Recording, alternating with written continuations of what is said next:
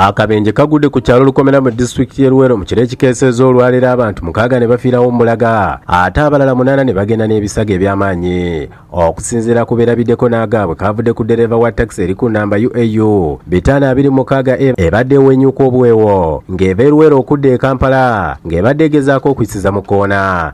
Ayisiriza mu kkoona ng'owafuso ava e Kampala olinga ava e Luweero naye bagobaganye n'emmotoka bbiri ono agezezaako nnyo wafuso okutaasa owa takisi gy'agenze gy'amusanze emmotoka n'emwebakako abantu n'ebatta olw'okuvuga n'ekimama kubanga ayisiriza mu kkoona watakkirizibwa kuyisa wa takisi ng'ate ayisa tuleera. Kigambibwa nti eno gyesanze fuso eri ku nnamba UBB 030D ebadde eva e Kampala ng'edda e Luweero ng'etissa amapipa ne zambalagana bukanzo obuleesu buwenjuka. Abadduukirize bakoze butassa mukono okulaba nga bataasa obulamu bw'abawonyeewo nga baddusibwa mu ddwaliro okufuna obujjanjabi.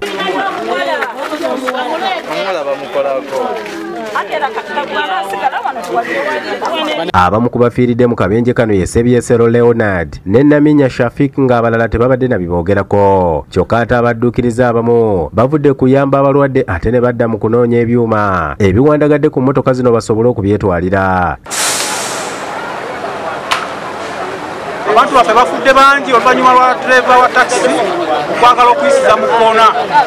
Tulabye obulumi abantu baffe be babaddemu bafunye accident ne tudduukirira n'ekisinga okunnuma n'ambulensi eri ku ddwaliro nga nfu ne basaba ssente tibalisikiwe ng'abantu babalifalinge ku ddwaliro ki eddala n'ekinnuma abakulembeze be waffe e Luweero Mizoyi Byandala Abraham Obondaba sikutidde nakate mundaba fetuli bisoya kyennyanja kitokota nga bakikola ki bwe kitunula. Omuduumizi wa poliisi e Luweero bya Ruhanga Morris asabye baddereeva okukomya okuvugisa ekimama basobole obuteewanisa mitima gy'abatambulira mu mmotoka zaabwe. Reckless driving bw'obanga ogenza okuovertakinga bishwa gy'overtaking ate waliwo sports ze batakkiriza okuovertakinga era bw'otegereza bulungi ku sport eyo tewaliwo max ezikizo omutoka overtaking. Abakakasiddwa okufiira mu kabenje kano bali 6 ng'abalala 8 bavuddewo nga bapookya. Ate wabaddewo akasattiro ku kyalo Kireku ku Leerwe mu division y'e Bweyogerere mu district y'e Wakiso. Train namba 9609 bweremeredde omugoba bwayo bwetyo n'egwa. Kitegerekese nti kivudde ku kyuma ky'oluguudo ekikutuse. Abeerabiddeko basabye ab'ekitongole ekivunaanyizibwa ku ntambula eno okuzimba oluguudo oluli ku mutindo.